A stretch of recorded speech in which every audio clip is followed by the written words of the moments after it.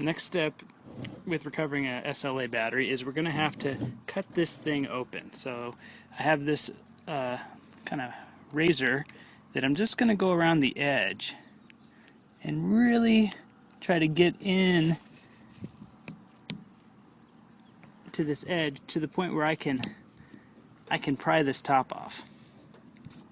And what if I find if I do about 3 passes with the razor, it's enough that I can start sliding the razor under.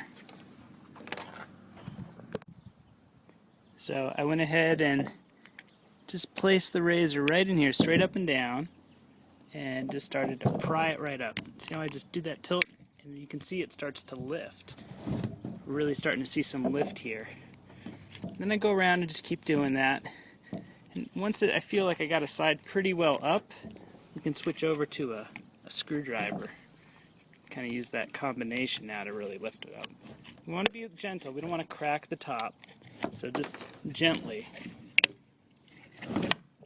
work the screwdriver in under the case. Real slow. Take your time.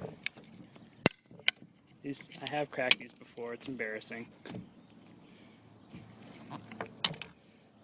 Yeah, great. So got a little dirt. Go ahead and clean that up.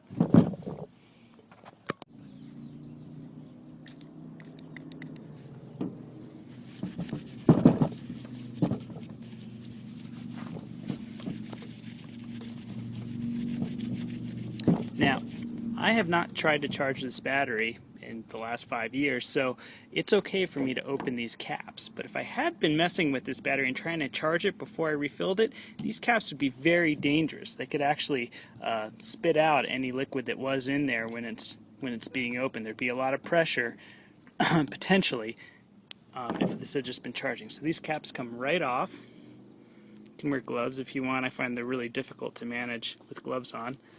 And you go ahead and just pull these caps right off with your fingers or with the screwdriver. You're going to want to save them.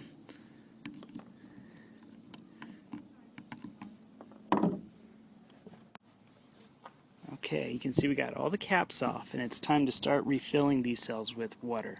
I have a little cup of rainwater here, and I like this meat syringe. You can buy these at, I don't know, Walmart and big box stores and such, but this meat syringe is really ideal. I took off the metal syringe tip and just have its own little screw-on thing, but check this out. I just stick it in the cup, fill the syringe, and just put it right over each cell, and you can fill fast. And this battery is so dry, it's going to take between 20 and 30 milliliters per cell, so it just took an entire syringe on that first cell. Just keep filling and do this for every cell. Just fill them up with water. I find a dry battery can take just about 1 full syringe, which according to this is 30 milliliters. So I just went ahead and filled this battery. I did all 6 cells. It took about a third of a pint of this mason jar here of rainwater to do that, and now it's time to charge it up. So I'm going to go ahead and use the pimp charger, and there's 2 leads for the DC side, a positive and a negative, so those need to be placed correctly orientation wise. So black to black, red to red, and there's a little AC plug.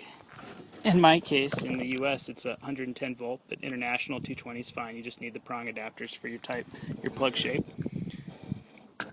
And I'm going to go ahead and start charging this. So you can see you're going to go ahead and plug in the AC side. And let's take a look at what the voltage reading we're seeing on the pimp right now is. So before charging, I'm seeing about 0.6 volts. It's a little bright out. Yeah, 0.6 volts. So that's really bad for a 12 volt battery. So you know what? Because I know this battery is going to have a ton of resistance, I'm going to turn the display off before I start really charging and hitting the black switch. So here we go, turning on the pimp.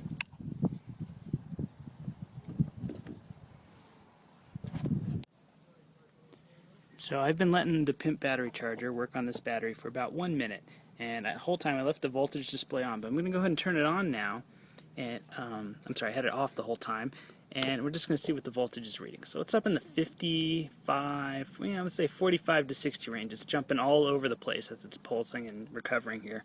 So What I'm going to do is let it run for about 10-15 more minutes and see where we start to stabilize at. And I'm going to do a quick check of each cell at that point, because what I'm really curious about is this battery going to be able to recover? And we can find out very quickly if it's going to have a full recovery.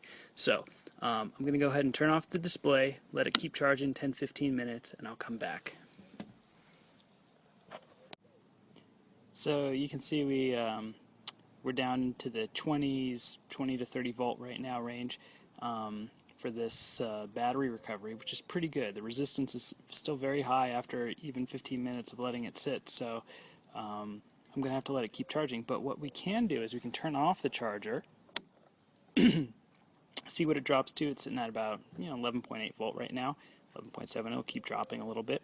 And we can check each cell, and we can check and see which of these cells might be dead or weaker than others, and get an idea of how the battery is doing out of its 6 different components. So one of my favorite tricks is to use a multimeter, set it to voltage DC, and take its 2 probes, positive, negative. I leave the positive right on the positive terminal of the battery and dip the negative into this acid for each cell. First cell, we're reading 1.2 volts. That's great, because if it were fully charged, we'd be seeing somewhere between 2 and 2.5 volts. Second cell, seeing about 3 volts. Great. Third cell, 5 volts. Fourth cell, 7 volts. Fifth cell, get a little more in there, 9 volts. Sixth cell, 10 volts. And then finally at the final terminal, 11.3 for what the battery's holding on its own right now. And it's going to still drop a little bit real slow because we were just charging it. But you know what? This is the battery that's going to recover. This is a battery that we can get quite a bit of capacity out of still.